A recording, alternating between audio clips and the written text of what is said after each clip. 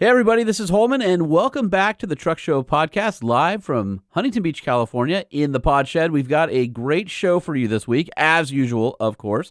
But first, we need to thank the companies that make the Truck Show podcast possible. The Truck Show podcast is presented by Nissan. Looking for a new pickup truck or family hauler? Then you'll want to head on down to your local Nissan dealership and put your eyes on the robust and reliable freshened 25 Nissan Frontier pickup or the all-new luxurious and capable 25 Nissan Armada full-size SUV.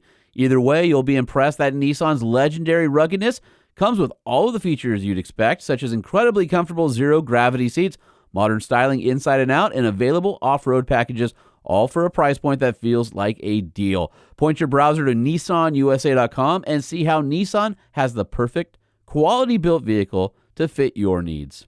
If you love your truck as much as we do, then why not give it the best synthetics money can buy? AMSOIL is not only the leader in synthetics, but also the first in synthetics, started by fighter pilot Al Amatuzio in 1972 with the game-changing 10W40 synthetic motor oil. AMSOIL continues to innovate with a wide selection of synthetics that are formulated, blended, and packaged right here in the United States. Available for just about any application, including automotive, motorcycles, power sports, industrial, racing, small engine, high mileage, and just about anything with an engine. Whether you need oil, lube, grease, transmission fluid, car care products, and even filters or oil change kits, you'll find everything you need at AMSOIL.com, where you'll also experience a vast catalog of products and quick shipping. Let's talk about the roll track from EGR USA. This sliding tonneau cover features a low-profile, 7-inch, dent-resistant, and serviceable micro canister that houses the retracted cover and maximizes your truck's bed space. In fact, it's so compact that it's compatible with a decked cargo drawer system. The canister boasts an industry-leading water management system that can drain up to 6 gallons a minute. The aluminum construction isn't only durable and scratch-resistant, but it has a 700-pound weight rating and universal T-slots for accessories such as bed racks and rooftop tents. The central locking mechanism integrates with your factory locks and key fobs, and the tonneau can be secured in any position along the rail.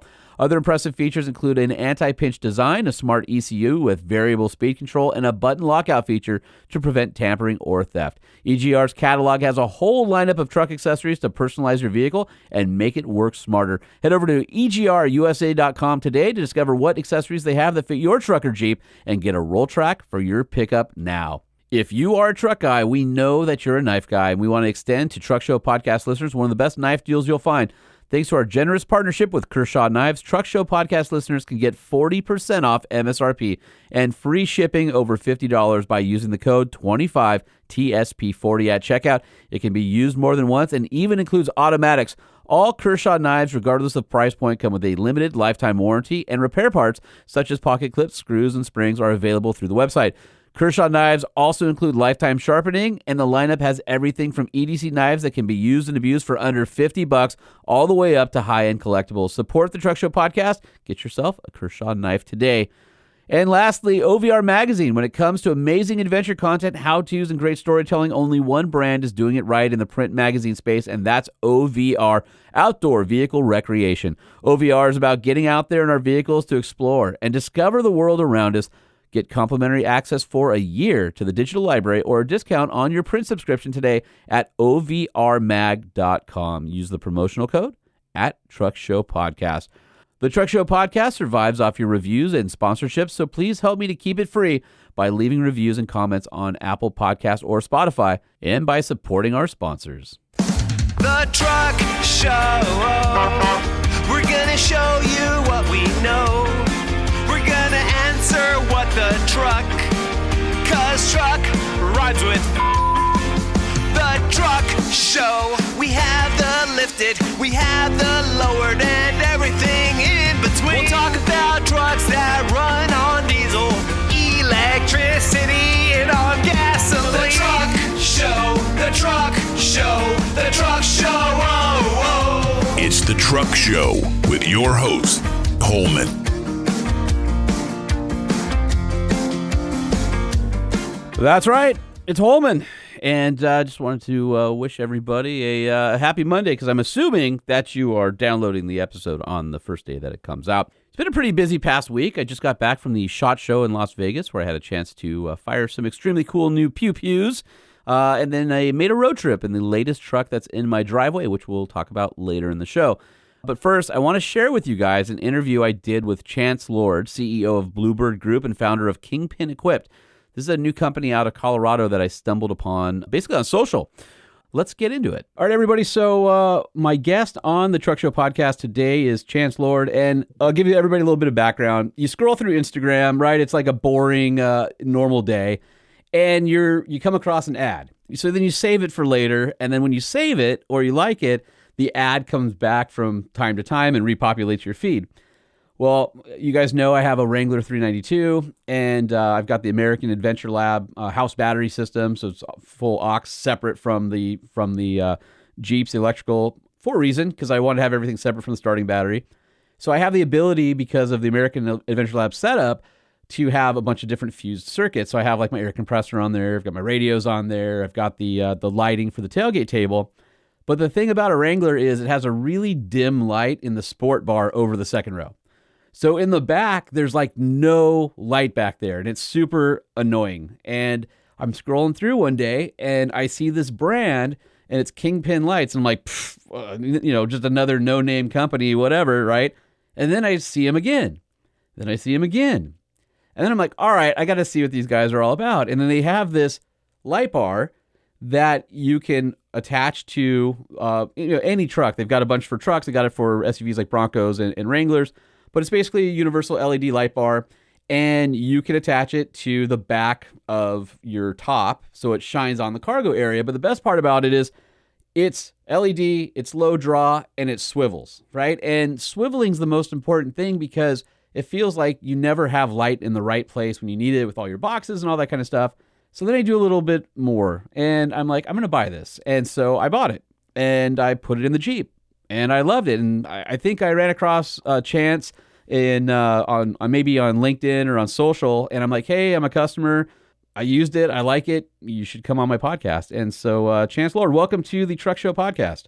Thanks for having me, Sean. Excited to be here. All right, I'm going to play a jingle for you because everybody gets a jingle, and then we'll get into it. Awesome. What does it take to be an entrepreneur? What does it take to be an entrepreneur? Quit your job and get a loan, and don't let anyone tell you you can't. Go into debt and don't look back. Don't worry, there will always be another crappy job. This is what it takes to be an entrepreneur. So for a long time on the show, we've supported small business and entrepreneurs after finding this company, using their product, really liking it, and deciding, hey, we got to get you on the show. Yeah, man, welcome. You guys have been blowing up on social, so hopefully that means you're blowing up in sales and people are starting to find your product. I saw your new product release for 25. We can get into that. I get your email, and your email is Bluebird Research Group. So I'm like, okay, there's Kingpin the brand, there's this company behind it, Bluebird. What is the story behind this whole thing that I stumbled into on social? Yeah, so I think, I kind of barf at the word entrepreneur, right? So I'm actually, I wouldn't call myself an entrepreneur in the way I think many people would, in that I've always been an employee, right? I've always been an engineer working for people.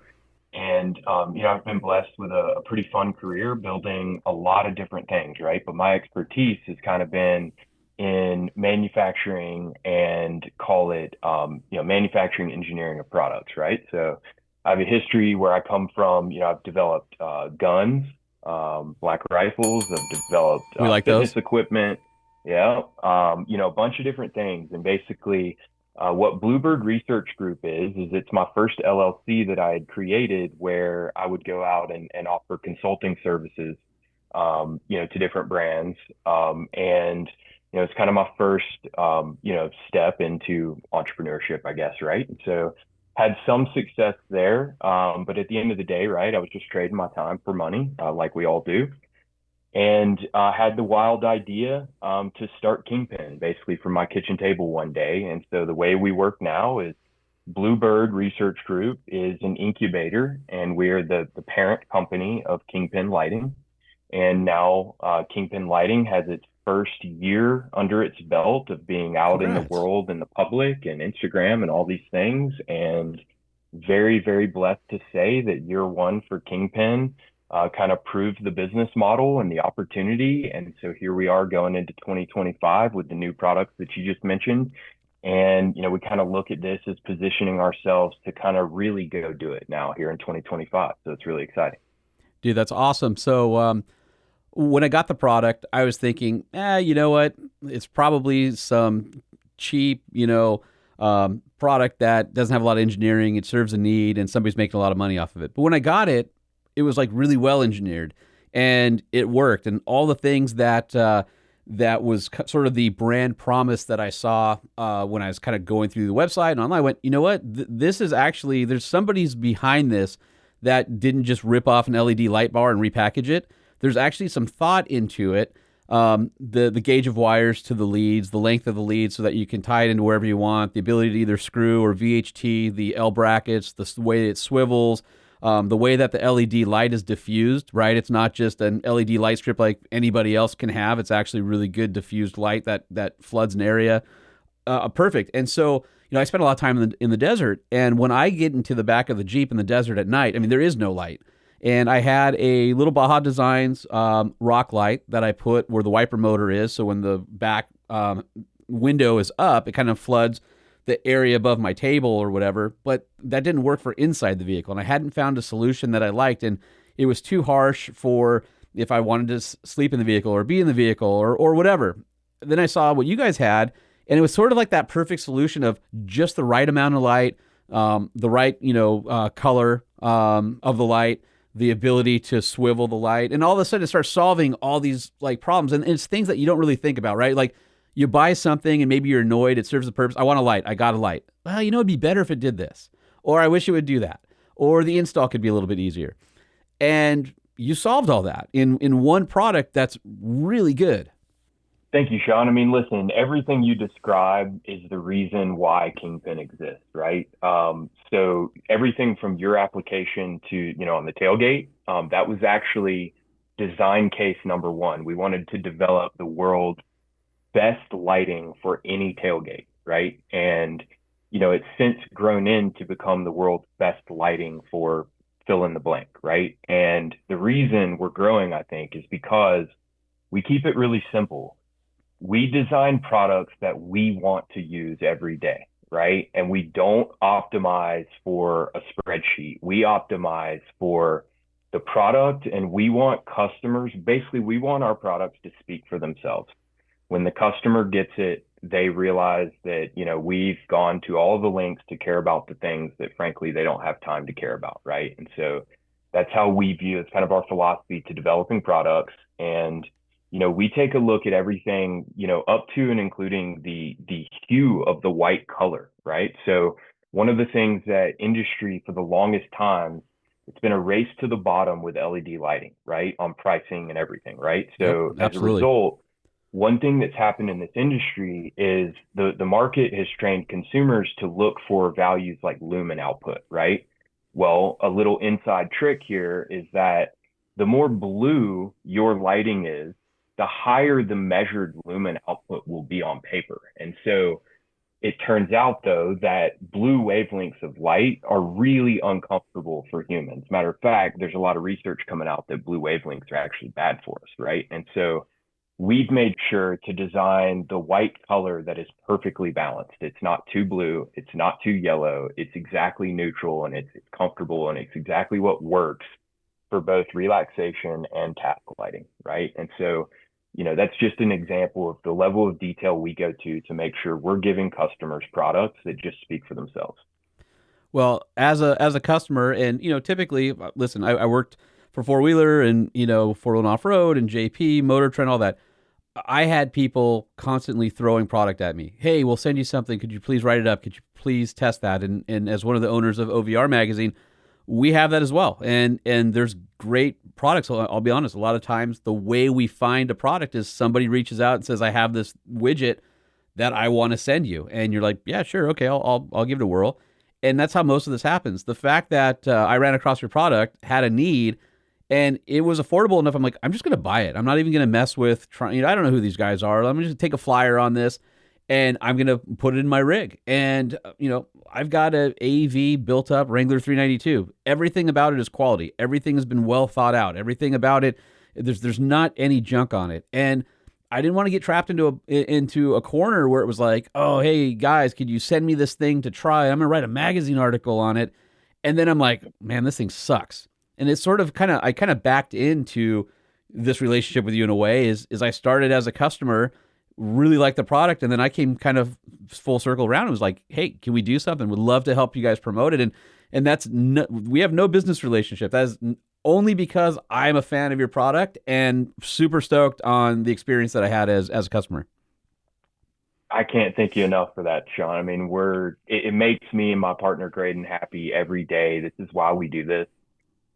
And yeah, it means a lot to us. Like the fact that you are a customer and then we've landed here, for me, is a dream come true. And, we wake up every day just feeling super lucky.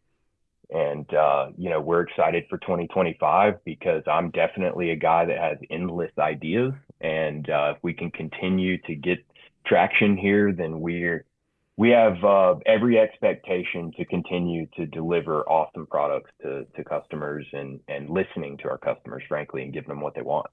So let me ask you, in the grand scheme of things, when you decided to make this brand Kingpin and you were going to make this lighting element, I've talked about some of the problems you solved for me. Is there anything I missed as far as what you guys were looking to solve? I mean, there's beyond my piece of the puzzle.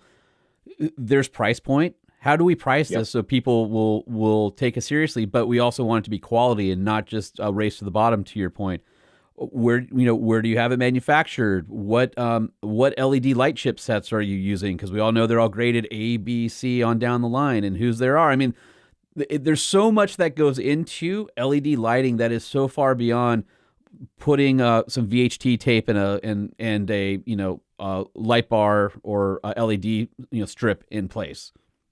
Yep. So I'll give you kind of the basic backdrop of why Kingpin exists maybe here, right? So we all love our lights, right? Everyone loves lighting, right? It's fun. It's awesome. And we've all seen endless designs for forward-facing lighting, right? Endless cheaper options, expensive options. Forward-facing lighting is pretty well covered in the marketplace, right? And what we realized was there's a huge gap in the market for what we would call theme lighting or auxiliary lighting in general, where that entire space is categorized by lowest possible price. What is the minimum product we can release in this space to just be a light, right? Period, right? The lens is very fragile and flimsy. You hit it with a suitcase and it's going to knock off and be broken forever, right? Now it's living there as a broken fixture. They typically would burn out and fail. They're typically fixed mount. They're typically ugly, right? And so we set out to develop a lighting solution for us and people who love the kind of stuff we love, right? Outdoors, trucks, off-roading, dirt bikes, four-wheelers, playing outside and having fun and living life, right? And so we set out to design a product that looked great anywhere it was installed, could withstand any impact that life's going to throw at it, and that it's not going to be a pile of junk and need to be thrown in the dumpster the minute you accidentally bump it with something, right? And of course, then we wanted to make sure the lights perform, right? And so we get comments all the time, mainly it's questions actually. How are your lights so bright, even though the lens is so thick and the waterproofing and all of these things is built in, right? And, that's where we're special, right? So, one of the back end reasons of, this isn't sort of brand facing, right? But one of the reasons why I thought we could go and do this and be successful is because I had very high confidence with my background that I could deliver on the product front, right? I knew I could develop a product that people would love and that I could stand behind and not be afraid to put my name on, right? What was foreign for Kingpin was the entire process of everything else: sales, marketing, Instagram, social media. It's a lot, right? Oh my God. I had never even had a social media account prior to building this business personally, ever. And now you're selling things because that's where your awareness is coming from in some form. It's our key market right now, right? Yeah. And luckily we've done a good job getting traction on the B2B side. So we've got a retail partnership network across the country that's growing very quickly. Awesome. And we're so thankful for it, right? Because we're learning every single day how to do this properly. But one thing that we are experts in is how to make a damn good light. What's funny is you bring up the fact that forward-facing lighting, a dozen great companies out there. But when you talk about scene lighting, you know who the players are in that space? There's two players. It's either the race to the bottom Chinese companies or it's the OEs. And what's funny is you go to the new Ford Ranger, a Super Duty, they all have scene lighting built in on the side, right? It's not great, but it uses the tail lights and the lights on the side where, it'll shine off to the side if you're doing your 10. And Toyota has some scene lighting on the new Tacoma in the bed rail caps. Most brands have some sort of lighting in the perimeter of the bed. Again, fixed, not necessarily great, but integrated in the truck, so that's great. But what's funny is when you see the OEs doing something better than the aftermarket, when usually OE follows the aftermarket, there has to be an opportunity there. Like the OEs are 2 to 5 years behind trends that are happening in the aftermarket. So you must have sat there and go, how is Ford beating us at this? How is Toyota beating us at this? Like we can do it. We can be nimble. We can pivot. I find that really intriguing because typically when you're scouting out products for new business, the OE is not the one that's beating you. It's either doesn't exist or somebody really cheap, bad quality is serving a need as the lowest common denominator in the marketplace or the lowest hanging fruit, and they're just writing checks, right? Like there's no care behind it. That had to be kind of interesting for you. Where that's interesting, I'm actually glad you bring this up because it is interesting. And so the way I saw exactly what you're calling out here, but the way I looked at it was a little bit different. So the way I thought about it was, like me, most people can't afford the newest F-150 or the newest Tundra or the newest, Silverado, whatever, right? I can't. And so here I am looking at my friends that have the brand new trucks with the drop down tailgate, the integrated lighting, all the fancy stuff, and I can't afford that, right? And so what our lighting does is it offers for the entire rest of the world, if you need lighting, and it's basically like if you see a place where you're tired of living in darkness, throw a Kingpin light in there, right? Yeah. No, that makes sense. That's a great way to look at it. I mean, I think, I'm always exposed to all the new vehicles just as part of my job. I'm in and out of them. I'm reviewing them. I'm driving them, all that kind of stuff. So that's a great point. Trucks are expensive, and to get those features, they're not on the base model, right? So that's a great way to bring functionality to somebody that doesn't need a new truck, that doesn't want a new truck. How can I get that functionality in there? I'm kind of curious where the Kingpin name came from. Oh, thanks for asking. So listen, this will be right up your alley because when people ask this, there's not many people that understand what I'm talking about. But so it's actually, most people who are into automotive understand how that word lives in the automotive space, right? So it has to do with like some steering. There's like a load bearing member pin typically, right? Yep.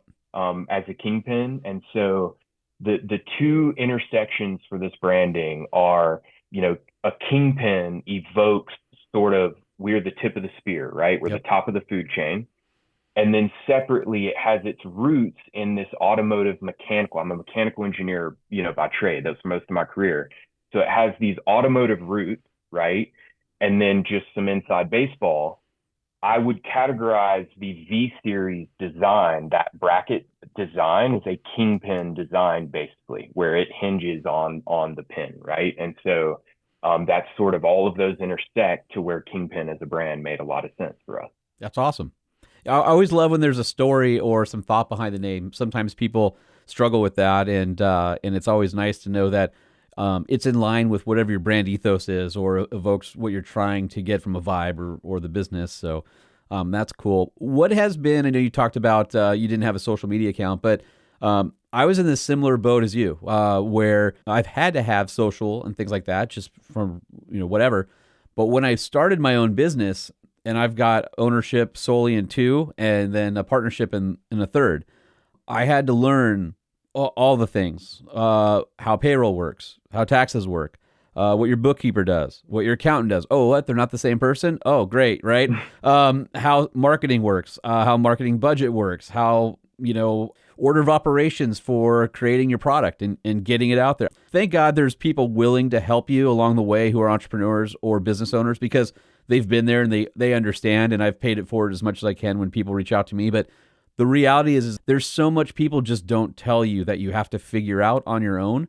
There's a lot of guys who are listening to this podcast right now who want to know more about your entrepreneurial business owner journey, and what advice you have for them, or what lessons learned do you think could help somebody who is in a similar spot right now going, I've got a skill set, it's marketable, but I don't know how to get out of the corporate world. I think I can jump now. I want to do it before I get too old. What would you say to that guy? Oh, wow. So I think, like you, that's been a journey, right? Where I think if I knew then what I know now, I probably would have never had the guts to actually take the leap, right? Yeah. And I think it's been the most humbling, grounding experience of my entire life to take on this endeavor, right? And so I think simultaneously it's been both the best thing that's ever happened to me and the worst. And it obviously the good far outweighs the bad, right? And what I mean by the worst is when if you're no stranger to hard work and just getting stuff done, right? And not afraid to roll your sleeves up and execute, that's kind of gate one. But assuming that's like a priority or a requirement just to even get started, you really have to enjoy eating the elephant one bite at a time. And you have to enjoy learning how to do things that you never thought you would ever need to learn how to do, right? And you have to find the joy in that, right? Because it becomes your job to learn new things every single day, right? 100%. And for me, one of the most challenging things is I've always been, classically as an employee, I've been like, I'll achieve goals and I love it. Give me the goals, I'm going to hit them, right? And achieve them. Well, when you go out on your own, you have to set your own goals. You have to reach your own targets. You have to prioritize your own, challenges and needs, everything. And you have to be able to grow in this way that is more emotional and personal, where you have to be real with yourself and be able to start to understand, okay, I need to ask help where I'm not used to asking for help. You have to right? put your ego to the side, because it's exactly really hard when it's your baby. And all of a sudden you realize you have to offload some skills that you are competent at, but not great at. And you have to entrust somebody else to help you and to delegate that responsibility, whether it's paying for an accountant or a social media guy or, an assistant or whatever, is when you're eating that elephant, man, that's a big bite to swallow right there. And you're like, no, this is mine. And you realize I can't do this on my own. I'm not well-versed enough in all of these areas to make this the best it can be. I have to start looking for help. And that is a hard lesson to learn. It's hard. And I think, what's even, I think, more important, this might be the most important lesson I've learned, is you have to really understand why you want to start a business, right? And it cannot be for money and personal gain. That's true. Period. It's true. It cannot be, because you will hate the day-to-day grind that it takes to make it successful if you are only doing it for personal gain and money. Yeah. And it takes a long time to get there. I was going to say, and the reality is it takes longer than most people realize to get to where you can even make money off of a business that you start. Yeah, right? If you're lucky to pay your bills in the beginning and not go into debt. If you're maintaining your lifestyle, then that's a win. But I'm 3 years in. I'm not putting stuff in savings right now. I got to a point where I'm steady. I've got great clients, and I'm learning how to price my time and value my my time and my skill set. But yeah, I mean, the Publishers Clearinghouse isn't coming with a big check to your front door, right? It's kind of goes back to that kind of old thing. Nobody's signing your band. Nobody's offering you a MLB or NFL contract. Like, you're on your own. You're literally like like the amount of effort that you put into it is what you are going to get in return, if not less in the beginning. Absolutely. And I think loving what you're doing is the easiest way to drive the results you're actually looking for, right? Is if people can pick up on that passion for what you're doing through the product, through the experience with the company, everything you're doing. If you love what you're doing, it's better to love what you're doing than, than not, right? So No, that's awesome. I think there's some people listening right now who just went, wow. I love when we get that kind of insight because it's not expected, right? Somebody comes on, they're talking or they're thinking about, I'm going to hear an interview about some lights or something, but I love to give that kind of deeper dive and give some insight that might help somebody on the fence decide is now the time to jump. But I don't want to skip out on the product. If you want to walk us through, there's the product that was available last year that you launched with. Great stuff. I think I have the 20-inch LED light, and it's great.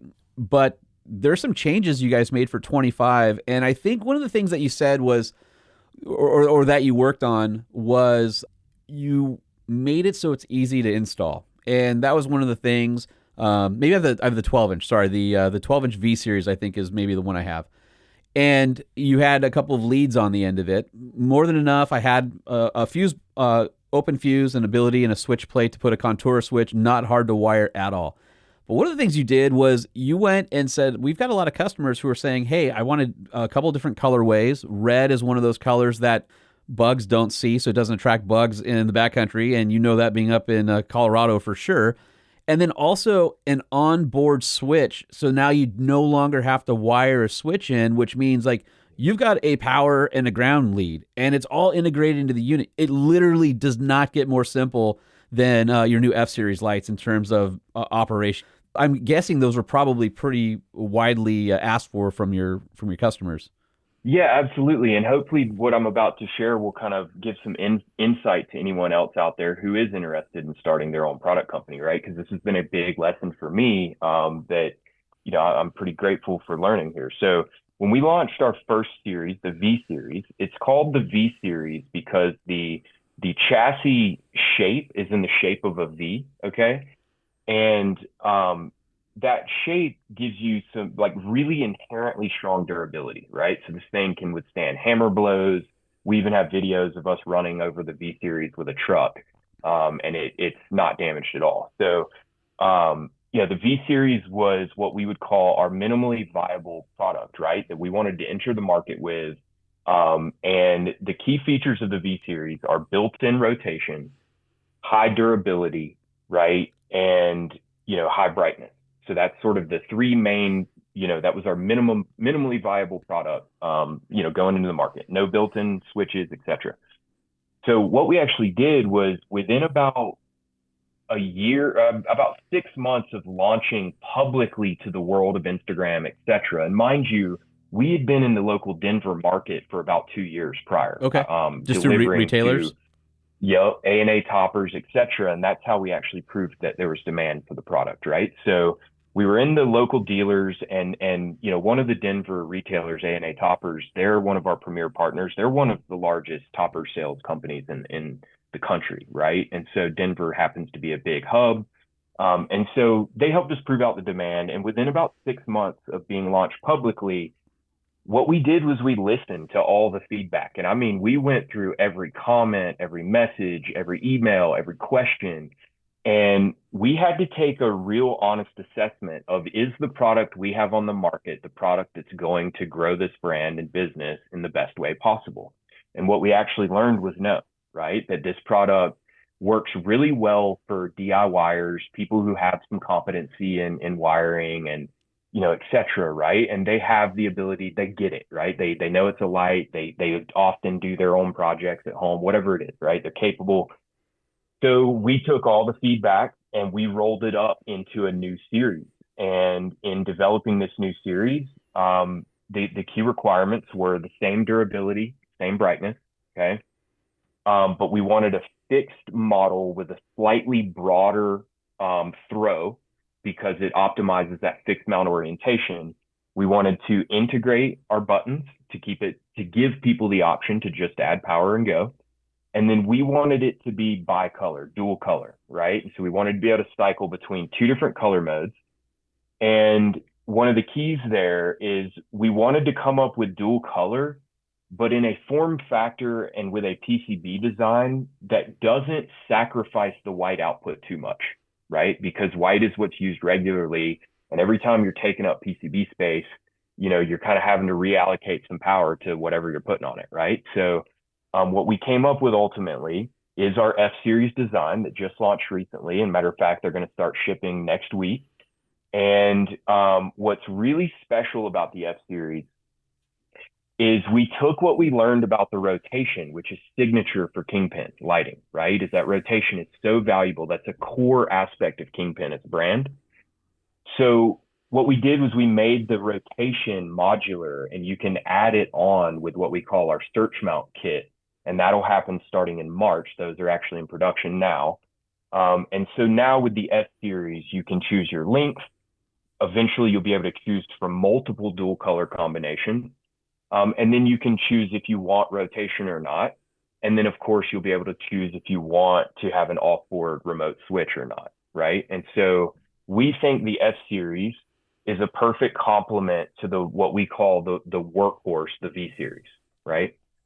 And so this is us. We've just got the website caught up to date as of the past couple of days. And so we've got a clear message kind of distinguishing between the two series. We're drinking from the fire hose here, trying to get all of this out to the public, man. So I'm laughing because you said you just had the website updated. So I've been on the last 2 nights, been on the Truck Show podcast website, getting that updated as well. So I feel your pain. If you guys haven't seen the product, head over to kingpinequipped.com and you'll be able to see the products. This is the thing, the price point is honestly, I think it's a little bit low for what you get, at least considering what else is out on the market. But it's the thing that gave me the reason to kind of jump in and give you guys a chance, right? The V-Series, so 12-inch light, rotating, no onboard power switch, and no dimming, just, plug a switch in, plug it to power, off you go. $59.99 for the 12-inch, $119.99 for the 40-inch, and then with the F-Series, which is your new onboard switch, color switching, all that, when we just talked about, the 12-inch light is only $15 more, so $64.99, where the 40-inch light is $124.99. I mean, you're already spending under $100. What's $15 more to have that capability, and you don't have to go source a switch? Because let's be honest, if I had to buy the wire, depending on how far the switch is away, and a Contour switch, that's $15 right there, and you guys are including it on the light housing itself. I'm a do-it-yourselfer. I actually think wiring's kind of cathartic at times, but I wouldn't mind having a button on board on the body. That's rad. I was stoked to see how quickly you guys have updated the product lineup, and the fact that you still have your kind of entry-level light for people who want to do it on their own and do it their own way, because let's face it, sometimes the lights are inside a toolbox or something like that where you might want the switch on the outside. You might not want a switch on there, and that option still exists for those customers, which is super rad. Absolutely. And you mentioned toolbox, John. The V-Series, there is no better light available in the world for the inside of the lid of a toolbox. I believe it. I'm looking at some of the photos that you have online, and you've got the 40-inch lights basically in a toolbox, in a topper, or in a bed with your typical aftermarket camper with a pop-up tent on it, and it's like the perfect light. I mean, you have the tailgate down and obviously product photos, right? So it's going to be optimized, but you can just see the throw of the light and how much better it makes that experience of accessing your gear in the darkness in whatever vehicle you have. Absolutely. Yeah. And, there's one of the photos that we have on the website there of two 12s in the back of a truck. Yeah. It's pretty sentimental to me. That was my dad's truck, and he had passed away a few years ago, and he passed that down to me. And to be able to use that truck in marketing, like we use those lights all the time. I load my snowmobile in that truck. That's how I carry it. And I use those lights all the time. And every time I see that photo, it's just awesome because it's a way, Dad can be along for the ride here. and they just worked super well. And I like that photo because not a lot of people will realize how much real estate lives right up under the rail on the inside of your truck bed. And our V-Series lights just they make a perfect light for lighting up the inside of your bed if you don't have a good solution. Well, I think your dad would be proud of what you've done, and especially still having a little bit of a part in it with his truck. I think that's really cool. The other stuff in the catalog for guys who are kind of going, well, what if I need more than one? You guys have 4 packs. You guys have an outfitter pack that mixes both your long lights and your short lights. You've got rotary dimmer switches. You've got touch dimmers. You've got power supply kits. You've got the proper 20 gauge power cable, quality wire, because a lot of people will go to wherever. I mean, Home Depot, has some pretty cheap wire. West Marine, something like that's usually pretty good with wire, but sometimes it's hard to know which of these spools of wires you guys have the right one for your customer. And then also what's cool is you have an AC power supply. So that would allow you to hard mount it over a workbench in your garage and plug it in. And so there's a lot of options for how flexible this product is for a number of different uses, even outside of automotive, which is really cool. Absolutely. Yeah. And look, we're constantly evolving here, right? As soon as we have an idea that's better than what we're doing today, we kind of jump on it, right? And so, things that you have available in our catalog now, like some of the packages, the kits that we have together, those are going to be evolving here pretty soon. Once we get our new F-Series stocked and shipping, we're going to put together some, kits that might include a power supply kit. They might include some wire. We'll probably pepper in our new rotary dimmer switch in some of the kits, right? So for anyone who maybe wants to capitalize on a good deal on a bundle of our V-Series products, definitely would get after them in the catalog while they're there, because they're probably going to change here pretty soon.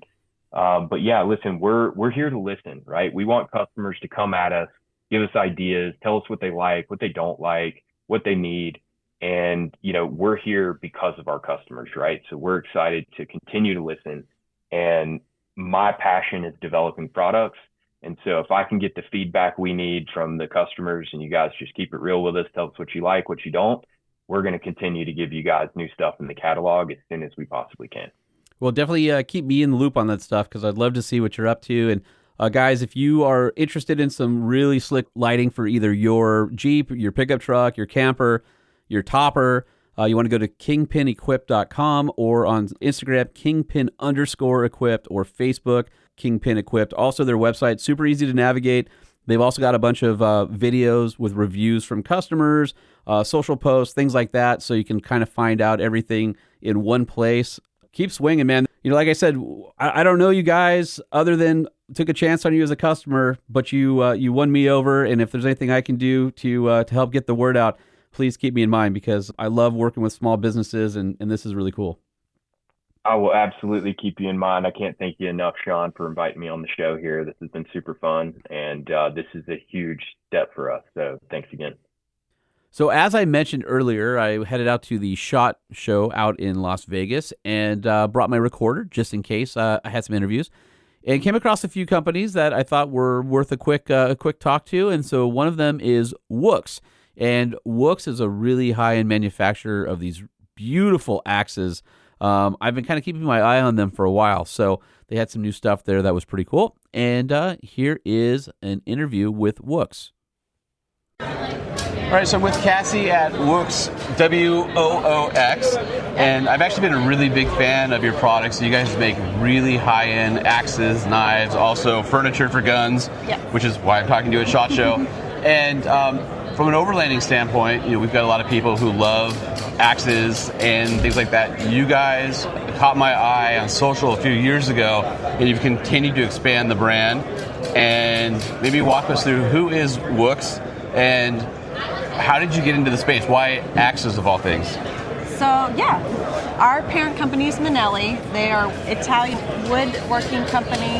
They've been around 85 plus years. And then have come over to the States to do stocks and incorporate the axes and knives. A favorite for our overlanders is our Forte axe, which is... This is one of my favorites. Yeah, like mine too. full handle, full length. Yeah, so we have that available in 28 and 22-inch handles, and then we own the forge for the axe heads for this one. And then other two favorites for overlanders would be our solo axe, which is a lighter version. We also own the forge for that as well. It's got a double-bladed head, and then it's got the pickaxe as well. And what's the handle length on that one? It's shorter. That's probably like, I would say, an 18-inch? I believe it's 18-inch, but it's a little bit lighter, easier to go in your pack. Whereas the Forte, people like to mount it on the side of their overlanding. Yeah, because it's obviously full size. Yeah. And now, do you know what one of the things I like is that you have the way the engraving is and the etching for the handle with the logo. It's really high-end looking. Do you know what the wood is for the handles? It's walnuts. Okay. Yeah, it's this really dark, rich wood, Yeah. and then the forging is gorgeous on these things. I mean, it's almost a shame to have it on the side of your overland rig where it's going to like fade in the sun or whatever. Yeah. I mean, it really looks like a piece of art. And I remember when we first used one of these things, my friend had bought one, and that kind of introduced me to actually using it. And I'm like, do you really want me to start hitting things with this really nice axe? So. Yeah. Here, these are our Terra axe. We just released these. Oh, those are cool. Yeah, so you give them a feel. They're more dedicated for hunters. Yeah. So think of it as like knife construction, where it's probably, I don't know what that is, half-inch thick plate, laser cut or water jetted into the shape of an axe, with the grips are like a kitchen knife on either side, but much higher, like upscaled. Yeah. So they're full tang, and then they also come in the micarta X grip there. So if you want a little better grip, that also, if you get in water, mud, it kind of helps that pull away from the handle. So that's the engraved handle that has a pattern in it, and so it basically grooves like a tire so that you can maintain your grip in wet or muddy conditions. And then also you've got some great knives here. Yeah, pretty awesome. We have our original Rock 62, which is also full tang. A little bit heavier. They're Sleipner steel, so they hold their edge really well. Less prone to chips, cracks, that sort of thing. They come in black and then steel color, and then you can vary the handles. That's awesome. Really nice stuff. Now, is this all available now on the website? Everything is available on the website. We also just launched our Bad Boy Hunter. I forgot to mention that. That's our newest line. They match with the Terra axe. And we just redesigned our Bad Boy specifically for hunters. So if people wanted to find out more, wooks.com? Yeah, it's wookstore.com. Okay, and then do you guys have Instagram and We're all on that? Instagram, wooks.outdoor is the Instagram. Awesome. Yeah. Great. Thank you for your time. Yeah, thank you. So the next company I came across was Go Dark Faraday Bags, and as you guys know, big issue with cloning keys and things like that. And we've talked about Faraday bags before. This company kind of takes it to the next level by having a ton of different options. So I spoke to their owner, and here's the interview. All right, so I'm walking around SHOT Show, and I come across a booth called Go Dark Faraday Bags, and it occurred to me that this would be perfect for everybody who's experiencing the car theft. Obviously, we talked about the Chrysler vehicles, the TRX, the Jeep Wranglers, Kias, Hyundais, all sorts of stuff. You guys from Canada, the problem is pretty significant up there as well. Oh yeah, it's pretty significant. Cars get stolen through relay theft, fob relay theft, and within 2 days they're already loaded on a ship and being shipped overseas. Well, same with us in SoCal. We're right next to the port, right? So it's the same. So I'm with Todd Aris, and is this your company then? Yep, I'm the founder. Can you? I'm excited about the bags because they come in all different sizes, everything from key fob all the way up to duffel bags that I haven't seen in the Faraday space before. So could you explain to us maybe a little bit about the company and then the technology you have behind the product? Sure. Well, the company was started about 6 years ago. I'm a physicist, so for me, thinking about signal blocking and shielding is something I've been doing for 30 years. Okay. And I'm a privacy-conscious consumer as well. Okay. So about 6 years ago, we decided to release a phone bag to combat phone tracking. And that was our primary original purpose for the bag. And then it quickly ballooned. You know, we discovered all these other use cases, and it didn't take long until the relay theft started to happen. And so that's when we introduced, well, actually all of our bags always did block those things, but we didn't start telling people about it until the theft started to happen. And it just so happened we already had a solution. Which is great, and that, you know, we'll see people with antennas walking up and down residential streets trying to pick up those key pop signals to clone it, because then they'll be able to open your door and then tap into the CAN bus, and it's just a domino around there. But one of the nice things is all these soft bags that you have, not only do you have different sizes, but you have MOLLE panels built into the back of it, so it's something that you could put on your overland vehicle or your truck or your backpack to throw stuff in at the end of the day. So you have a lot of features. Curious, you have this. How big is your biggest bag here? Well, our generator bag. Okay. And it's designed for, it's an EMP bag. It's really designed to protect your large electronics from an EMP. We say generator bag, it's intended for large solar generators, large tower computers, battery backup systems, and it's capable of holding about 100 pounds. So you have the ability to block Wi-Fi, cell signals, GPS, Bluetooth, EMF, solar flare, EMP. Yep. What's the technology behind the fabric that's in the bag that allows that, so people can kind of understand how it works? Sure. Well, we developed a fabric called GoDark RF shielding, and there's other shielding out there. Ours is GoDark RF shielding. It's a metallized fabric. So we take a nylon fabric, and then we metallize it in a special process that basically adds nickel and copper to it. And those are highly conductive metals. And when you have an electromagnetic signal encounter a highly conductive metal like that, about 80% of it gets reflected away, 20% absorbs into the shielding, and then dissipates as heat. That's basically the science behind how these work. So beyond car keys, we talked about generators, computers, solar, all the different things that you would need in a survival situation. What is the best seller? What is the thing that the customers are coming to you the most? And then I'm guessing they come back as a secondary customer when they realize, oh, I didn't know I even had this need over here. Exactly.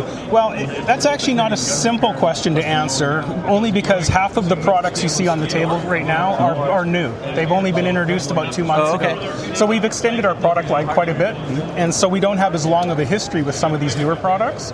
But by far, this phone bag here, our regular original phone bag, probably outsells the other products 5 to 1. Wow, okay. It's the entry-level product into Faraday And it's bags. a great size, too. It's a great size. This original bag, it will hold the largest iPhones. If you do have a largest iPhone as well as a really large OtterBox on it, then you need to move up to our newer bag, which is just a bit bigger. It's the one with the MOLLE straps. Yeah, those are cool. This one will hold everything. Biggest phone, biggest case. And it also comes with a magnetic buckle, which is easy to open. Oh, super cool, yeah. You just push it down.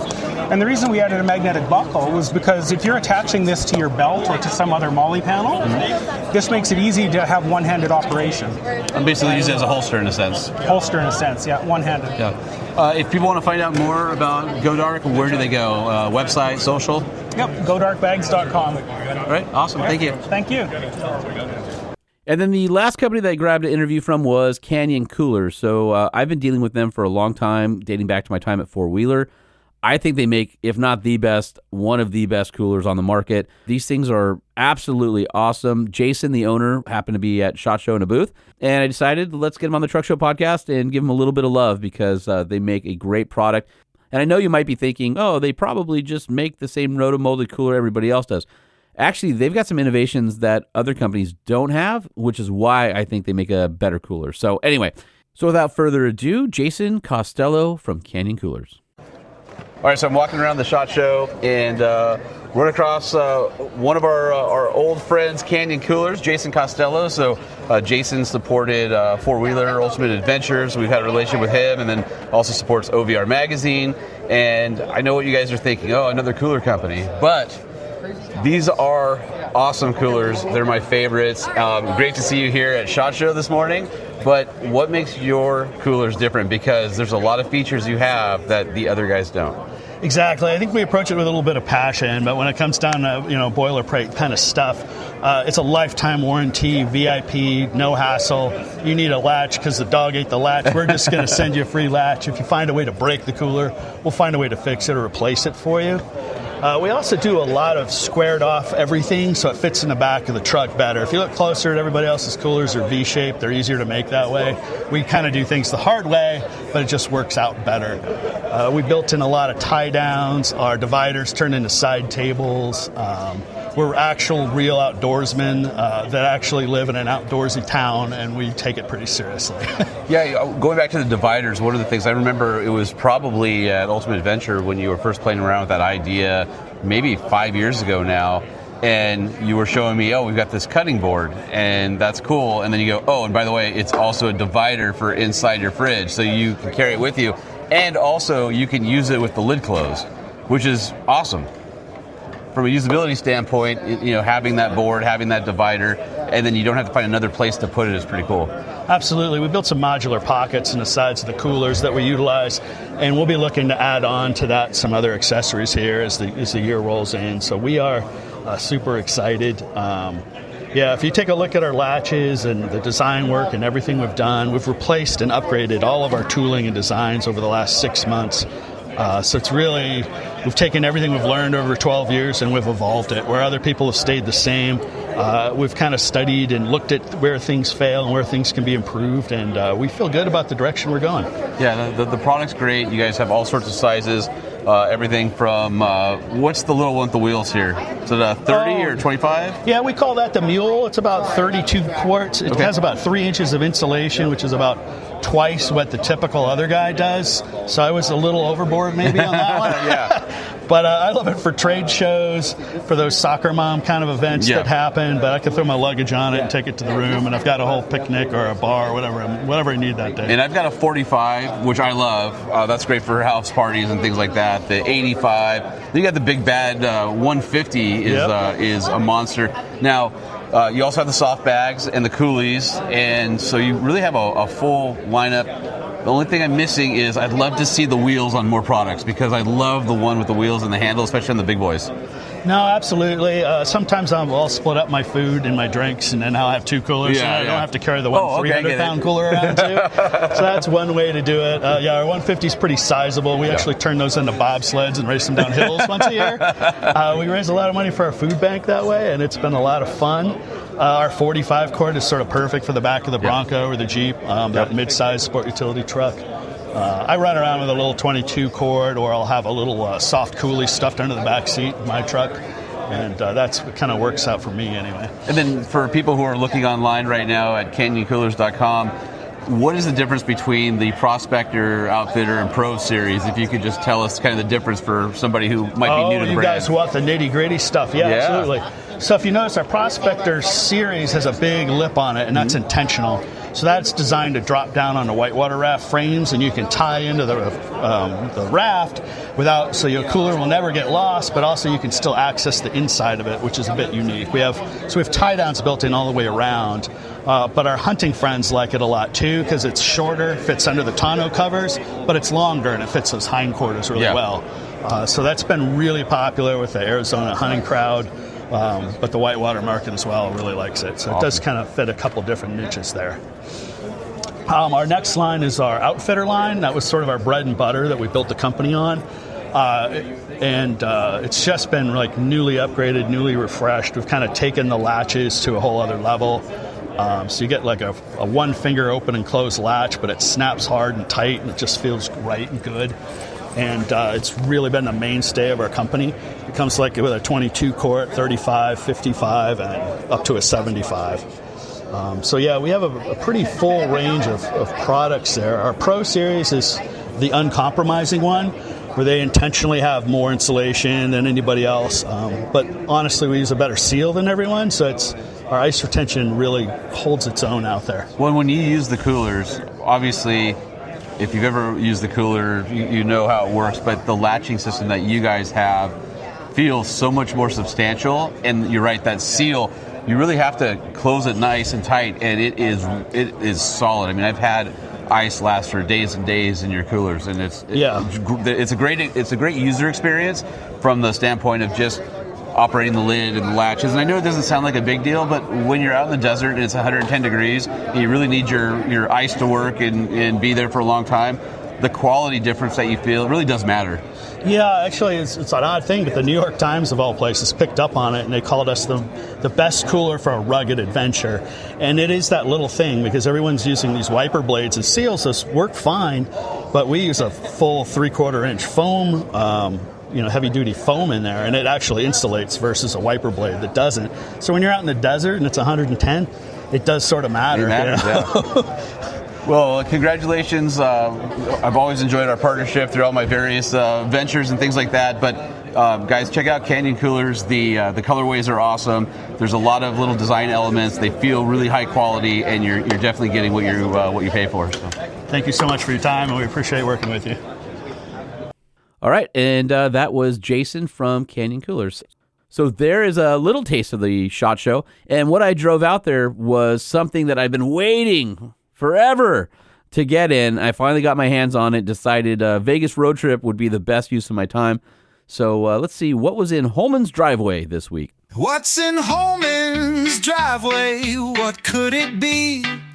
Is it a Nissan, a Ford, or maybe a GMC? Is that a Chevy, a Jeep, or a Ram that you see? Or maybe a Toyota, a Tesla, a Rivian to drive for free? It must be gas, diesel, or electricity. How'd he get so lucky to get those keys? In Holman's driveway, vehicles just appear. It's always a mystery how they ended up there. I mean, I can solve that mystery for you guys. And usually a new vehicle comes out, and we have these things called press fleets. And because of my time with the magazine and the podcast, of course, I call up somebody at the manufacturer and I say, hey, what do you have in the press fleet? I haven't been in one of these things yet and would love to get some seat time. And they say, sure, Sean, what do you need? So this week was a Ram Rebel X, a 2025. And so this was important because this was the Ram with the brand new Hurricane Straight 6. However, I've driven the Hurricane Straight 6. I did it in the Grand Wagoneer, which was the high output version. This was the first time that I've driven the standard output version, and boy, was I impressed with that truck. So I strapped on the audio gear. I went for a drive, took you guys for a ride along, and here is my time in the 2025 Ram 1500 Rebel X. Hey everybody, it's Holman, and what's in my driveway? Well, this week it's been the 2025 Ram Rebel X, which is the 10th anniversary of the Rebel. This one bases for about 64.1, and the particular one that I'm in right now comes fully loaded 77,630. That includes the 1995 destination charge. That is a lot of money, especially since this is the standard output version of the 3-liter straight 6 Hurricane twin turbo. That's 420 horsepower, 469 pound-feet of torque, whereas the high output version gets you all the way up to 540 horsepower and 521 pound-feet of torque. So you can hear how quiet the acoustics are in this truck. I hadn't driven the standard output version. This is the first time I've done it. I was in the high output in a Grand Wagoneer, and that thing was phenomenal. I'll be honest with you, driving this around, I wasn't sure which engine it had until I looked at the spec sheet. That's how good it is. The other thing is it's so quiet and so smooth. You get way more wind noise and road noise. It's almost imperceptible that there's an engine running on the highway. It almost feels electric. And as much as I hate auto start stop, it's very smooth when it does that. You almost forget that it's there. It's not as invasive as previous versions. Obviously, this engine was designed with that in mind, but fortunately, there's a button right next to where the round shifter used to be, so no more dial in this truck. This has the console shifter just like a TRX or a GT did. So I'm going to fire it up. I don't even know if you can hear it. It's so smooth. So I figured we will go for a quick drive so that you can kind of hear this engine. And I'll talk to you about the truck. And if you guys have any questions about it that I don't answer in this little piece, feel free to email me, truckshowpodcast@gmail.com, or go to the Podshed Insider group, and I'm happy to answer any questions. So let's talk about price. So $77,000. It's a lot of money. I remember when the aluminum F-150s came out back in 2015, I believe, and we had an EcoBoost loaded, I think it was a Lariat at four-wheeler, and it was 65. And at that time, we were like, man, 65 for a half ton. And it wasn't even the highest model, just like this isn't even the highest model. There's still the Tungsten above that and Laramie Longhorn. This is obviously the off-road package. 77 is a hard number to swallow. I mean, it's a lot. Now, the truck is certainly nice. If you didn't know what the price was, I think you would get into this truck and you would be like, wow, this is incredible. And this has a bunch of stuff that I don't necessarily recommend, getting. Part of that would be the screen on the passenger side and the panoramic roof, that sort of thing. Those are kind of like party tricks and a little bit gimmicky. The 25 is really nice. It's got the 14-inch screen instead of the 12, so it's a little bit taller. It's not as integrated into the dash as the 24s and older. So at $77,000, there's not a huge amount of difference in terms of like materials or interior, anything like that. So you start looking at that and you're like, well, maybe a used one might be better from a price standpoint. But let's put all that aside. We're reviewing a new vehicle here, so let's talk about what it is and what it isn't. Rebel X is off-road package, 33-inch all-terrain tires. This is a steel spring car, so this one does not have air suspension. This is matched with the Bilstein shocks, which feel absolutely perfectly tuned. The coil springs in the back are great. It just rides really, really good. So it's easy to drive, great visibility, from an outward standpoint. The mirrors are nice and big. It's all the things you love about Ram. The interior feels like it's really high quality. It's very quiet. I'm doing about 50 right now.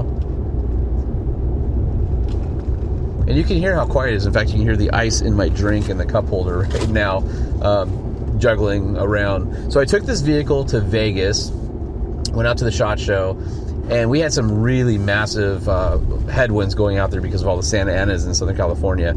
And we did about 13.5 miles per gallon going out. On the way back, it was a lot more calm. It's downhill from Vegas to the beach where I live. We did about 17.5 miles per gallon coming home. So this engine, it's not going to get you better fuel economy than the Hemi. It just isn't. And it doesn't sound as good as the Hemi. Obviously, we love the V8, but you don't miss the V8 at all. There's plenty of power, 420, 469. It's really good. I think the tuning of the 8-speed is pretty darn good. And again, this has the center console shifter, so it doesn't have as big of a console as the ones that had the dial, but Ram's going away from that because people wanted the shifter, so that's what this has. Where that dial used to be is all your controls for hill descent control, rear locker, and then the transfer case is 4-wheel drive auto, 2-wheel drive, 4-wheel drive high, 4-low, neutral, and then all the modes are right there, right at your fingertips above your right knee. Trailer brake controller is an option. I haven't towed or hauled with this particular truck, but I don't think it would be a problem at all. Now, do you need the 540 horsepower high output? I would imagine fuel economy is going to be worse than it is with this standard output. The standard output's really good. Like, it's not the difference between stepping up between the Pentastar 3.6 and the 5.7 Hemi. This could be the standard engine in this truck, and you would be happy with that and fine all day long. There's like zero issues with that whatsoever. It is really, really torquey. The torque curve's flat. It feels good all the time.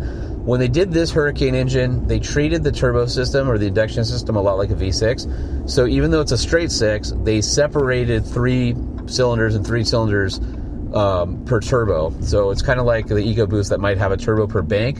This is treated like that. So instead of having one big turbo that feeds the entire engine, you get 2 smaller turbos, so that way it is way less laggy, and I think that works. So I'm getting on the freeway now. I want you guys to hear the acceleration as I get on the on-ramp. And you can probably hear the tires. The tires are the noisiest thing about this truck. Not that they're noisy at all. It's just the engine and drivetrain are so quiet.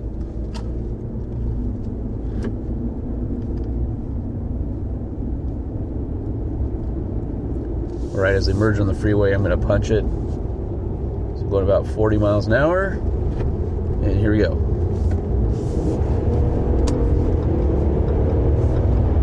And that's 72 right there, merging onto the freeway.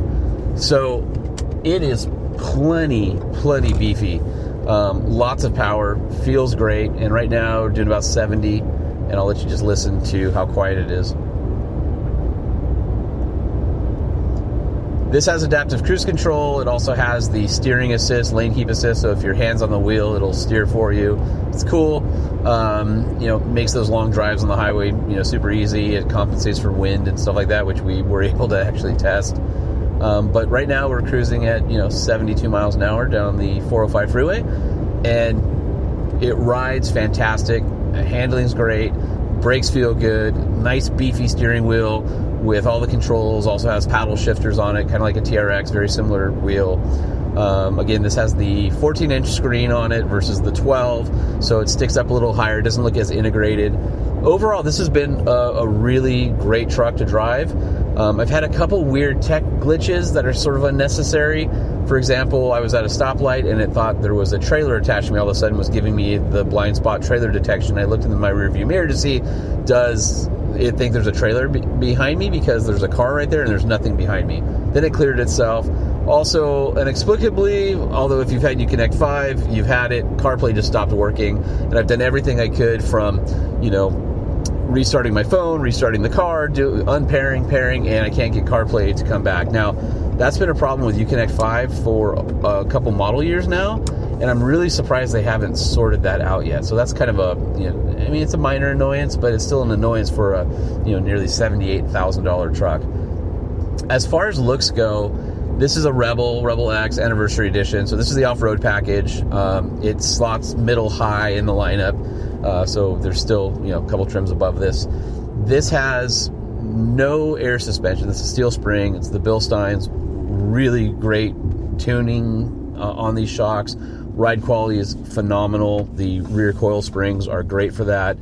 And I don't think that you miss air suspension. I think if you are towing a lot, air suspension is nice from a self-leveling standpoint. I think air suspension is nice because you can, there's some party tricks like dropping down the truck, going and backing up under the trailer and picking it up. Those types of things are great with air suspension. But when you're off-roading, I just like how good this suspension feels. You just don't need the complexity of air.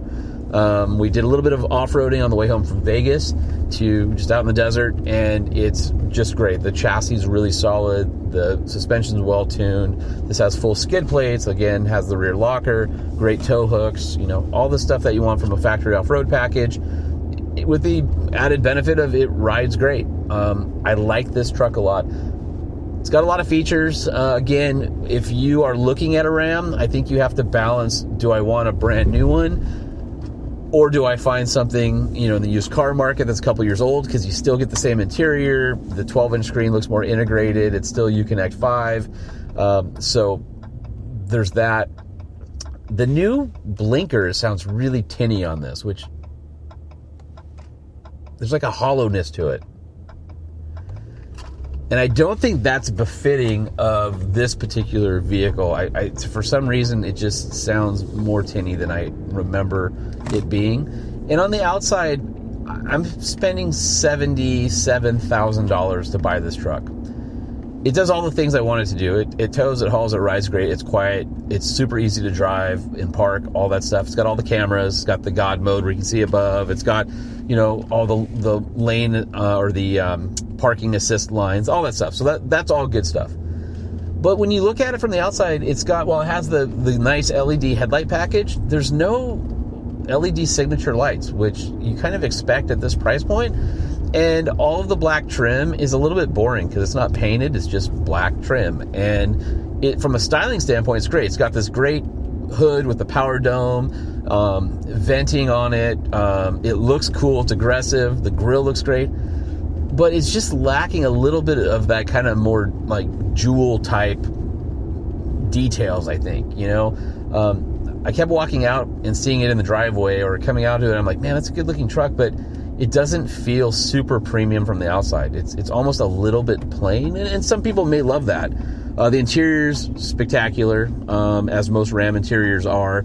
This has the black leather seats that have the perforations with kind of the red accents showing through the holes, which is a nice touch. The headrests are embroidered, all that. There's a lot of cool things that it has. This has the pano roof, which I wouldn't necessarily get. It's got the spray and bed liner and the power up and down tailgate, and again, all the cameras, all that stuff. I think what you have to decide is if you are in the market for a new Ram, they are so expensive. I think they got a little bit greedy, and you can easily have mission creep by checking off the boxes for a lot of features that you may or may not need.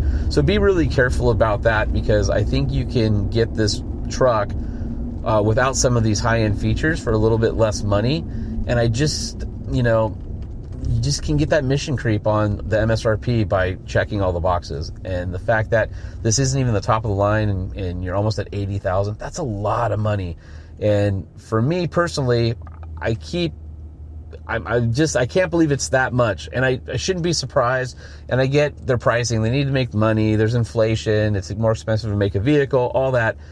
But I also think maybe they got a little bit greedy on pricing. There's also a lot of technology: 2 turbos with a straight 6, new engine, new electrical architecture. So I don't know. It's a balance. I really like the old truck. I don't think there's anything wrong with the old truck. The old truck, you can get a V8. But the fact that this 420 horsepower standard output version of this, and I'll gun it again really quick here.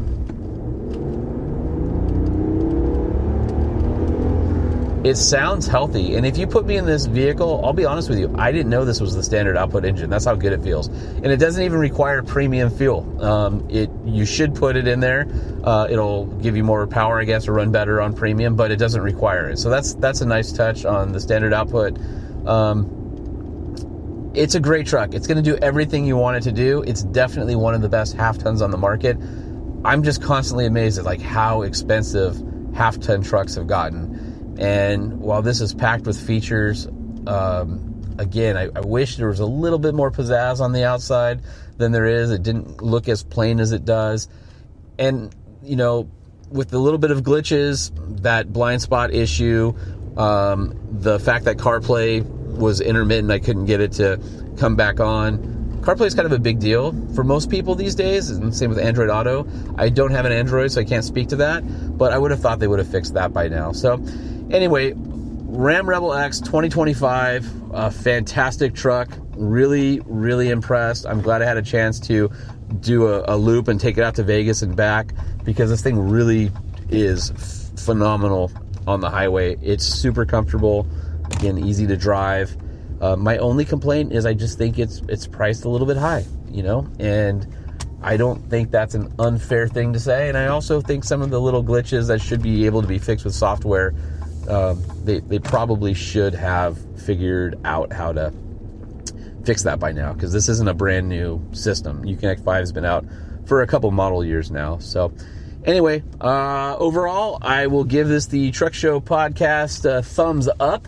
If you're looking for a half ton, you should definitely swing by your Ram dealer and give one of these a drive. I don't think there's anything to be afraid about with the straight 6 in terms of power delivery or anything like that. I know from a reliability standpoint, there might be some, you know, questions there, just because it's only been out, this engine platform, for a couple years now. But overall, great truck. And that big display and the camera views is phenomenal. Like, it's high definition camera display, super crisp. Even at night, they did a great job. The configurable driver information center, there's no mechanical gauges. Everything's digital, kind of like a luxury car. That's becoming the norm in this class. Ram's done a really good job at that, and you can make the gauges look like the old analog gauges, which is cool. This has the ambient lighting on the inside, and it kind of has the gimmicky, you know, passenger screen, which again, I think it's fun for a minute, but there's not a lot of features there. You can bring your own HDMI cable and feed a video feed there, things like that, but it's kind of unnecessary. I've had somebody in a truck that had that screen, my passenger's like, oh, that's cool. They played with it for a minute and then they turned it off and didn't use it again. So I don't know that that's worth the price of admission. I think it's just a talking point. So, all right, that's about it. That's kind of a quick overview of what's in Holman's driveway. Again, if you guys have any questions at all, if there's something I didn't answer that you want to know about this truck, please hit me up, truckshowpodcast@gmail.com. Ask in the Podshed Insider group on Facebook. Please join that. And I guess we'll see what shows up in my driveway next time. But for now, thanks for going on a ride with me. I want to make sure that we are going to do these types of ride-alongs with you whenever I have one of these trucks. And then that way you can see what I'm up to and kind of get a sense of what it's like to drive. Oh, one more thing. Interior comfort is awesome. The seats are wide, supportive, tons of room in the back seat. It's not just a flat bench. Ram did a great job. Overall, absolutely love this truck. I just think at $77, it feels a little expensive for me. So there it is, the Ram Rebel X. I think you guys can probably tell I was a little bit put off by the price.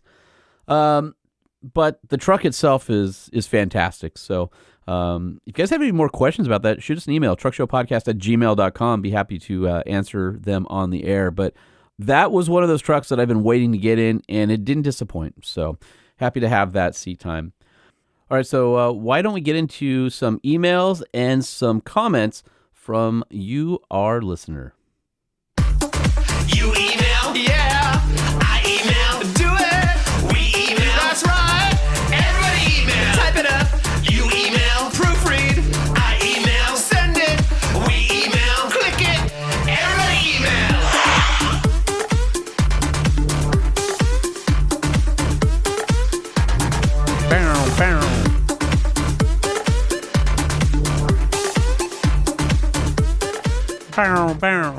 First one comes from Scott Martin. Holman, just looking into buying a Kershaw knife, and someone else has probably already told you, but the discount code is for $40 off, not 40%. Still going to get one, but just thought I'd let you know. Love the show.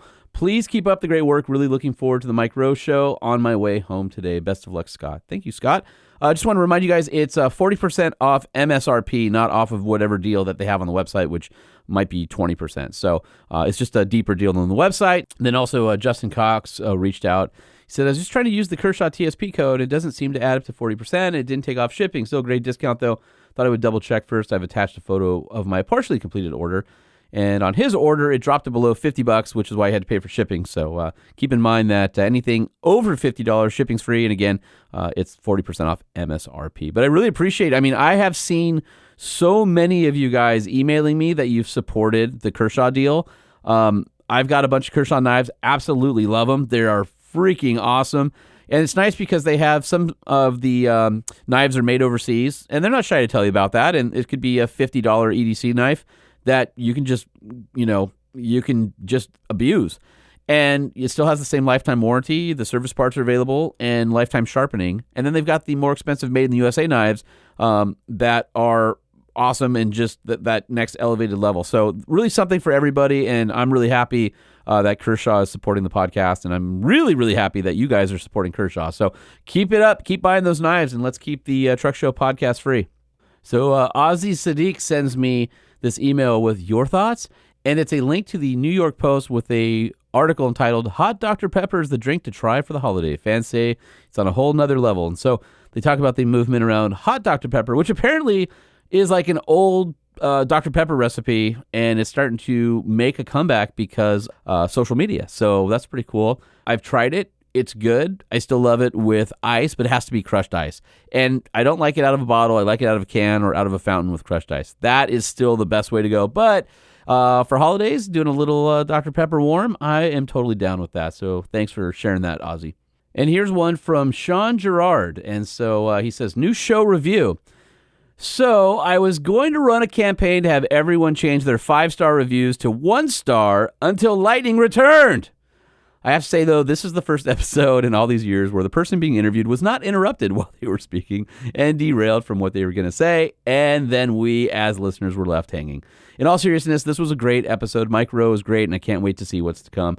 Thanks for all you do, Sean Gerard. And I know he's half kidding, but I freely admit Lightning and I had a little bit of a problem jumping in on that, and so I've been really conscious of making sure that we allow the guests to breathe and get out all the words and all that kind of stuff. So I'm going to keep trying if you guys will keep sticking with me. But Sean, I do appreciate that. Even if there's a little bit of a poke at Lightning, he's still listening. So I'm sure he probably laughed a little bit, or he's sending somebody to your house. So one of the two. This email comes from Kelly Beatty. Says, what's your thoughts on the Fast EGR filter kit? Have you had them on the show? And honestly, I don't have any direct experience with them. All right, so I got this one from Chris Quill, so he's been a longtime listener, and he says, if you don't make Emmy's belch a drop on the show, you are dead to me. And then he says, keep up the good work, Chris. Well, Chris, I can't not make Emmy's belch. Oh my God, excuse me. A drop on the show. So I am happy to oblige. Oh my God, excuse me. I think what's awesome about that is the way she surprised herself. I don't know why, but that's super amusing to me. All right, and a lot of you have been leaving comments over on Spotify, and so I've been trying to keep up with that, and it's been pretty cool. So let me pull up a couple of the comments that you guys have left. Starting with our first episode of the season, so of course, Season 3, Episode 1 with Mike Rowe, which it's got to be one of my top 5 favorite podcasts that we've ever put out. I'm really proud of that one. Somebody with lots of numbers says, awesome podcast, way to start 2025. Christopher Alter, awesome as always. And Brandon L. Hero says, couldn't have started Season 3 off any better. So guys, I really appreciate that, and it really does help grow the show. It's super cool. Skynet 535 writes on Season 3, Episode 2 about Have You Heard Truck News, and this is about the Hoonigan truck and all that. He says, love the flow of the show without Lightning. I'm sorry, Lightning, I'm not writing these. I like the idea of direct sales to a point, talking about the dealership model when we were talking about Scout. He says mostly that it could force dealerships to be less sketchy. Yeah, it's hard. You know, I know some really good dealerships, and so I feel like I have to defend them because I know not all dealerships are bad, but I get it. It's definitely one of those things where you're like, there are some sketch ones out there, and so I get it. I get the sentiment from the manufacturers are trying to come up with something that is different than the current model that's out there. And then lastly, on our Dakar Rally and Emmy Hall, Zach 946 says, yeah, buddy, love the off-road racing content. Yeah, buddy. So thank you guys for all the comments that you've left on Spotify, and also we appreciate all the 5 stars on Apple Podcasts. It's a big deal for the show. And of course, all the emails, truckshowpodcast@gmail.com. Please send us an email and we'll put you on the show. In the meantime, I need some more 5-star hotline calls. So if you guys can give us a call, 657-205-6105. Well, sadly, I think that does it for this episode of the Truck Show Podcast, but I wanted to remind you to follow us on social at Truck Show Podcast on Instagram or Facebook, or you can follow me personally at Sean P. Holman. And please, don't forget about joining the Podshed Insiders. The Truck Show, the Truck Show, the Truck Show, oh, oh. And send in your events. I know a few of you have sent them in. I've gotten a couple, but it's a pain in the butt to update it on the website. So I'm going to wait till I have like a nice little group of them. So if you haven't seen it appear yet, that's why. Just send me some stuff. That way I can put it up in one chunk. Makes things a lot easier for us. And I'm still looking for new reviews on Apple Podcasts on the app. So please go there and update your review. Or if you got a new device, give us 5 stars. Help us out. And put in something funny that we want to read on the show. And the other thing I want to do is I'd love to get some more Know Your Notes. There's one batch that we didn't get to before the end of last year. But what I'm thinking about doing is doing another live show. And I think I want to do Know Your Note with you guys. Without Lightning and I being here together, it's hard for one person who's reading the email not to know what it is. And I'm thinking, well, how can we keep doing it? Well, why don't we do it with you guys? So I'll know the answer. I'll play it for you guys, and you guys can interact with us. So definitely looking forward to doing more of those live shows in 2025. Again, maybe once a quarter, maybe more often. What do you think? Holman at truckshowpodcast.com or truckshowpodcast@gmail.com. Send me a note. Tell me what you think, what you want to see. Definitely got to thank our sponsors, Nissan, for presenting the Truck Show podcast. They have been with us since basically the beginning. They've got some really great vehicles out there right now. I'm telling you, the new Nissan Armada, no joke, is one of the finest vehicles they've ever made. That thing is so amazing. If you're looking at some of the other full-size SUV options out there, please do yourself a favor and at least sit in a new Armada or take it for a test drive. You're not going to be disappointed. Of course, we love the Nissan Frontier. What a great midsize truck. You can find all of the information on those vehicles at nissanusa.com. And also want to thank our friends over at AMSOIL. AMSOIL has been such a great supporter of the show. They gave us full access. If you haven't heard our 2 shows from season 2, toward the end of season 2, where we do a behind-the-scenes tour of their facility in Superior, Wisconsin, you got to listen to those. Not only is AMSOIL the highest quality that you can get out there with synthetics, but they have something for everybody. Again, power sports, motorcycles, automotive, small engines, high mileage, all that stuff, all the different chemicals that you need.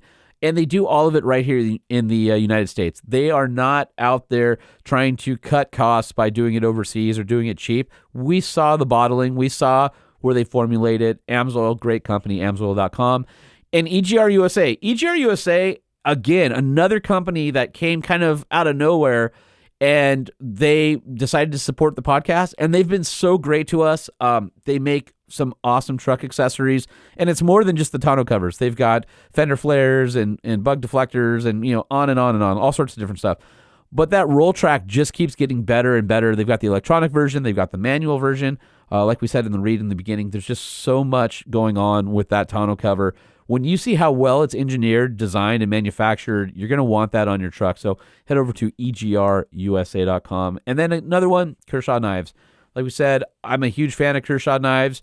They stepped up to support the podcast. They knew all you guys were going to be knife guys. You haven't disappointed so far, because I've gotten like 35 or 40 emails about people or comments online about people buying knives, and just keep doing it. The deals are so good. I just want to see you guys keep it up and support the show. But again, 40% off MSRP, free shipping over $50. You can use the code 25TSP40 at checkout. That's at kershaw.kai.com. And then OVR Magazine. So, of course, that's my other venture. We are giving Truck Show podcast listeners free access for a year to our digital library. We're on our 3rd year now, if you can believe that. Super crazy. And then we also give you the option for adding print. I think it's 10% off a print subscription. So use the promotional code at Truck Show Podcast. I can't tell you guys how much I appreciate the support that you have given me since taking the show on my own. You guys have been incredible. I just ask that you keep it up by participating in the show, either with emails or calls, supporting our sponsors whenever you can, and let's keep this thing going. I love it. So thank you for that, and I will look forward to... So I appreciate all of our listeners. You guys have been absolutely unbelievable to me, to the show, all the support that you've shown. Thank you, everybody. And don't forget, we've got a Have You Heard episode coming out on Thursday, so looking forward to seeing you then. The Truck Show Podcast is a production of Truck Famous LLC. This podcast was created by Sean Holman and Jay Tillis, hosted by Sean Holman, and uses production elements by DJ Omar Khan and Jay Tillis. If you like what you've heard, please open your Apple Podcast or Spotify app and leave us a 5-star review. And if you're a fan, there's no better way to support the show than by sharing it and patronizing our sponsors. Some vehicles may have been harmed during the making of this podcast. Oh my God, excuse me.